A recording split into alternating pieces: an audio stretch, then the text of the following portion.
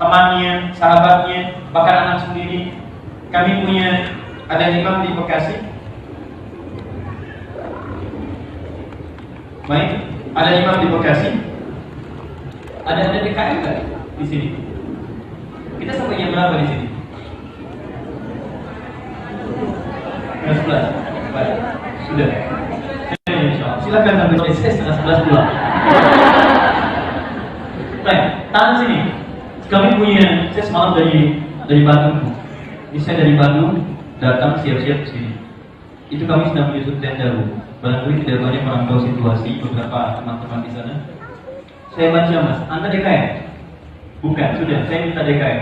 Ya, baik, yang berhak mengatur masjid itu DKM. Baik ya, kami punya izin dari DKM. Jadi kalau ada teman-teman punya masjid, atau ada yang punya masjid di sini? Ada, nanti Imam Bojo. Baik, maksud saya kalau nggak yang punya masjid itu kan Allah. Baik ya, yang ngatur DKM. Kalau kata DKM kajian saya selesai. Oke? Paham ya? Baik, tahan sebentar. Terus lihat. Jangan jadi kebiasaan begini. Ingat ya, Anda yang belajar dengan saya dimanapun, kalau Anda ingin belajar, minta izin pada DKM. Jangan jadikan tempat belajar sebagai milik Anda. Ingat baik-baik, Anda dimanapun belajar, ini pesan saya. Jadi Anda kalau merasa pernah belajar dengan saya, minta izin. Tidak diizinkan, jangan. Kalau diizinkan, ikuti. Kemudian jangan jadikan setiap Anda belajar, Anda biasa di situ, kemudian Anda menghambat orang lain. Jangan seperti itu. Itu tidak baik, karena masjid bukan tempat Anda. Paham ya? Sudah mana DKM-nya, Bu? Baik, ada DKM-nya yang berapa? Sudah? Enggak, kalau DKM-nya sudah selesai, saya akan selesaikan. Sudah selesai, kita tutup. Baik, sudah, Bu? Kenapa, Bu? Oh, ada DKM-nya, Bu? Udah, oh ibu yang maki-maki staf saya. Teman antum yang telepon itu sudah kami rekam. Otomatis kalau nelpon ke staf kami itu sudah masuk rekaman. Ada semua, kalau kami mau laporkan bisa, tapi tidak baik lah untuk apa. Nah, saya sesuai adab, Nabi kan ngajarkan begitu. Antum belajar apa? Nah, saya kenal juga guru-guru teman antum, saya kenal. Apapun yang belajar dengan saya, termasuk pemirsa dimanapun Anda berada, jika ada menemukan peristiwa-peristiwa terkait dengan saya, khususnya misalnya ada yang kurang baik, maka saya ajak tunjukkan respon dengan cara yang baik. Jelas ya? Minimal kita doakan dulu lebih baik. Setelah itu kita teliti beritanya, baru kita berikan respon-respon yang mulia. Terkait dengan tadi, sebetulnya tidak sedramatis apa yang sekarang banyak menyebar. Ya, ini sederhana sebetulnya. Kami mengisi kajian di Puri Cinere, itu sudah lama kajian itu. Ya, mungkin kurang lebih mau tahun ke-7 mungkin. Ya, dari DKM yang sebagian Pak almarhum Pak Basri yang sudah meninggal itu orang soleh. Beliau purnawirawan kepolisian dan mengumpulkan para pedagang yang dari daerah beliau di ranah Minang, diberikan taklim supaya dagangnya betul. Kami diundang ke rumahnya, ngisi di sana, kadang-kadang kita ke masjid, kadang di aula dan sebagainya. Kita bergantian dengan teman-teman yang lain, tidak ada masalah. Nah, tadi itu jadwal kami sudah dikonfirmasi, DKM sudah menyampaikan. Nah, hanya barangkali ada sebagian atau kelompok tertentu yang ingin juga belajar di situ. Ya, kemudian minta, tapi mungkin minta dengan cara atau hal yang barangkali kurang baik untuk bisa diterima, sehingga kita berikan kemudian keterangan dengan baik, dan di situ kita berikan kesempatan. Sampai di situ saja. Ya, sampai di situ. Jadi tidak perlu kemudian diteruskan pada hal-hal yang barangkali tidak mengundang kemuliaan-kemuliaan. Memang malamnya, dan tadi saya berikan satu pelajaran karena malamnya kemarin pada jam 19.25 ada masuk laporan dari staf kami. Ya, ada seorang yang tadi kemudian juga meminta waktu untuk belajar, itu telepon ke staf kami, tidak menyebut nama tapi langsung mencaci maki. Ya, caci maki, ABC dan sebagainya dan seterusnya panjang. Saya bilang sama staf saya, kalau ada yang nelpon seperti itu, sudah didengarkan saja di loudspeaker, simpan, kamu kerjakan yang lain. Nanti setelah marahnya selesai, kamu ambil lagi, udah ya Bu ya, tutup ya, atau Pak ya, sudah selesai. Nah, jadi jangan banyak direspon. Kemudian diam, ini masih ada, rekamannya masih ada dan sebagainya. Lalu saat kajian jam 10 memberikan memo, di memonya kemudian disampaikan intinya minta bergantian. Ya, kemudian saya sampaikan karena yang nyampaikan security, saya bilang sama security-nya, Anda DKM bukan? Bukan. Baik, saya katakan, saya berikan nasihat akhirnya secara umum. Pertama, saya sampaikan bahwa jika kita hadir di kajian manapun, maka kita harus patuh kepada ketentuan DKM. Ini penting karena masjid itu bukan punya kita.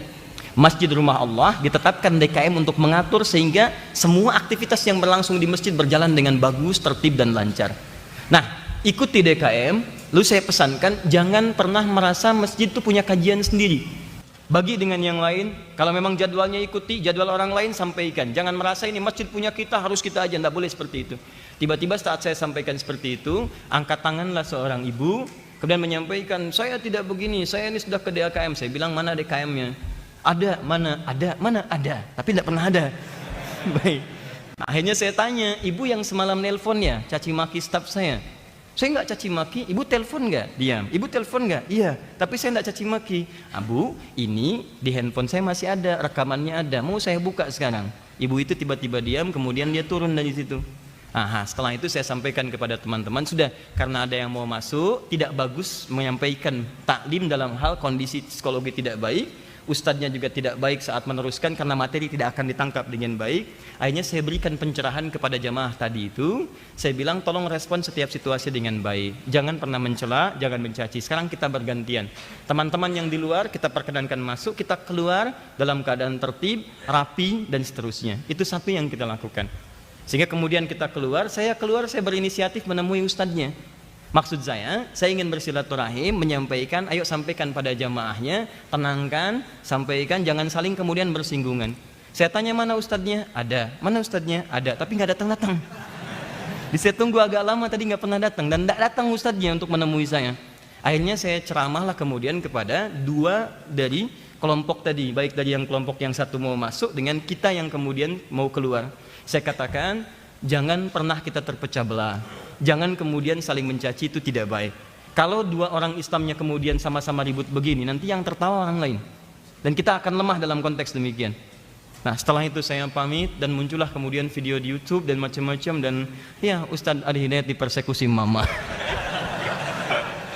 Jelas ya? Jadi pesan yang pertama ingin saya sampaikan, tahan ya. Bagi setiap siapapun yang belajar dengan saya tidak pernah mengajarkan Anda mencela atau bahkan memaki orang lain. Jika Anda mengalami situasi yang tidak baik, maka balas dengan cara yang baik. Ingat, ini pesan saya. Saya bersaksi di hadapan Allah, akan menjadi saksi di hadapan Allah, tidak pernah mengajar siapapun yang merasa dengan belajar dengan saya tapi senang mencela orang lain. Ya sudah, cukupkan sampai di situ. Nggak usah dibahas lagi. Dan kasihan ibunya, jangan banyak diungkit-ungkit, sudah tutupi dan doakan saja. Semoga Allah berikan yang terbaik. Ya, itu saja. Memang saya coba kumpulkan tadi beberapa panitia, saya tanya, kenapa nggak diajak? Sudah Ustaz, cuman kami ajak untuk gabung, dikatakan kami kajian khusus, nggak banyak. Saya bingung juga kalau kajian khusus, kenapa ngambil di masjid umum? Bikin aja masjid khusus, mungkin surganya juga khusus itu kan, dan sebagainya. Itu yang agak repot. Ini kadang-kadang kajian khusus ngambil tempat di umum, itu yang agak repot. Dan ini yang paling bahaya, hati-hati saya ingatkan ya, dan saya ingatkan pada para ustadz, tolong ajari murid-muridnya dengan baik. Saya tanya kepada beberapa orang, ternyata sebagian menyampaikan yang terafiliasi ke situ, Ustaz, disampaikan kepada kami, bahkan saya mulai masuk kajian tiba-tiba dijauhi. Yang ini jelas surganya, yang lain belum tentu masuk surga. Itu yang paling bahaya. Ingat baik-baik ya, ingat baik-baik. Saya sampaikan pada siapapun, pada teman-teman dimanapun Anda berada, ingat, kajian Islam yang baik itu, sejak zaman Nabi, satu sifatnya selalu menyatukan. Tidak pernah memecah belah. Nabi datang, keadaan orang-orang Arab yang terpecah menjadi menyatu. Muhajirin dengan Ansor, nyatu. Aus dengan Khazraj, nyatu. Jadi kalau ada orang mengajarkan kajian Islam, tiba-tiba Anda belajar dari situ, terpecah keadaan Anda. Dengan suami nggak akur, dengan tetangga nggak beres, Anda merasa benar sendiri, berarti ada yang salah dalam kajiannya. Saran saya, cepat tinggalkan. Cepat tinggalkan, karena ada yang tidak benar dalam kajiannya. Dua, ingat baik-baik. Sifat dalam kajian Islam selalu memperbaiki jadi lebih baik. Tidak pernah lebih buruk. Antum kenal orang jahiliyah? Kenal di mana?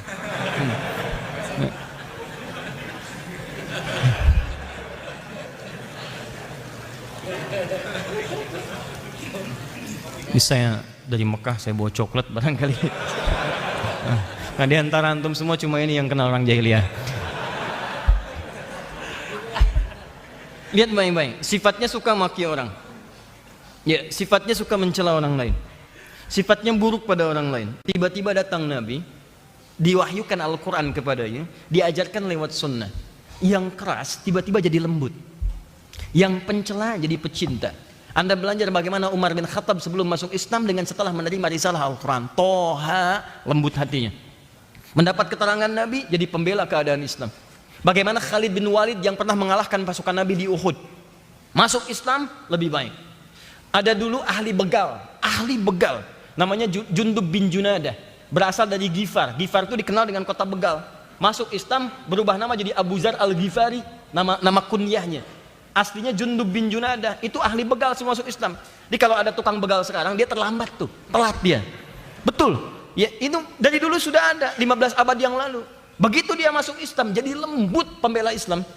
Bahkan syahadatnya di depan Ka'bah. Kata sebagian kawan-kawan yang muslim pada saat, jangan lakukan, nanti kamu dipersekusi. Bukan cuma itu, kamu nanti akan disiksa. Kata Jundub mengatakan, saya maksiat aja terang-terangan, masa syahadat sembunyi-sembunyi? Syahadat terang-terangan dipukulin pada saat itu. Sampai kemudian menyampaikan risalah dakwah dan sebagainya. Apa yang terjadi? Kerasnya berubah jadi tegas. Sifatnya kemudian jadi lembut. Dari mencela kemudian jadi mencinta, dari memukul jadi merangkul. Sifatnya begitu. Jadi kalau Anda belajar satu pengajian, tiba-tiba yang terjadi pada Anda sebaliknya. Dari yang lembut tiba-tiba Anda jadi keras. Dari yang menyatu harmoni tiba-tiba jadi pecah. Dari yang mencinta tiba-tiba mencela. Berarti ada yang salah di pengajian itu. Ada yang tidak tepat. Saran saya coba perbaiki diri. Kalau Anda belajar Quran dan Sunnah tapi sikap Anda tidak sesuai dengan Quran dan Sunnah, ada yang keliru di situ. Paham itu ini? Ya, tapi pun yang terakhir, tolong sikapi dengan bijak, dengan baik, jangan pernah mencela. Kalau ada yang seperti itu, tetap bangun silaturahim, doakan dengan baik. Kemudian setelah itu, Anda tetap bangun silaturahim walaupun barangkali Anda tidak banyak disapa dan sebagainya. Anda lewat dia nggak nyapa, sapa, assalamualaikum. Biar nggak apa-apa. Ya. Paham ya? Nggak apa-apa. Nanti lama-lama jadi baik. Sudah. Tuh kan, makan waktu banyak juga itu bahasa yang seperti ini. Kasus emak-emak persekusi closed, sudah ya, sudah ditutup dan tidak akan masuk dalam episode ta'lim kita. Ini simpan saja. Jadi kalau masih ada yang membahas, dia ketinggalan, dia telat.